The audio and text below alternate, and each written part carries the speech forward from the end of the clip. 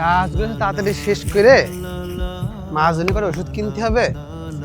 আর সামনে রোজা আসতেছে, রোজা বাজারও তো করতে হবে। কিরে কাজ মাজ করতেছিস নাকি শুধু ফাঁকিয়ে দিচ্ছিস? হ্যাঁ সাহেব, এই যে কাজ করতেছিলাম, কাজ শেষ প্রায়।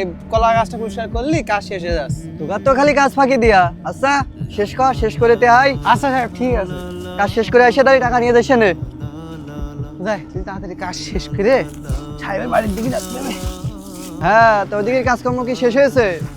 সাহেব, আচ্ছা দাদা তোর সাথে বড় কথা বলতেছি। হ্যাঁ কি হয়েছে? কাজ তো শেষ, আমাকে মজুরিটা যদি দিতেন। কাজ শেষ হয়েছে কি হয়েছে? তে যা, ওই যে ওর কাছে 200 টাকা রেখে দিয়েছি ম্যানেজারের কাছে, ওতে নিয়ে তে বাই যা। সাহেব, আমি তো 2 দিনে 1000 টাকা মজুরি পাবো, আপনি 200 টাকা কেন দিচ্ছেন? কি এমন কাজ করেছিস তুই 2 দিন ধরে? শুধু একটু ভুঁই মারিছে আর কয়েকটা কলা গাছ পরিষ্কার করেছি, এটাই তোর 1000 টাকা হয়ে যায়। 200 টাকা রেখে দিছি, যা নিয়ে বাড়ি যা। আমার টাকাটা দেন সাহেব, আমার মার ওষুধ কিনতে হবে। এই লাভলু কি হয়েছে? সাহেব আমার টাকা দিচ্ছে না ভাই, 2 দিন কাজ করে আমার মজুরি 1000 টাকা, সে আমার দেশে 200 টাকা।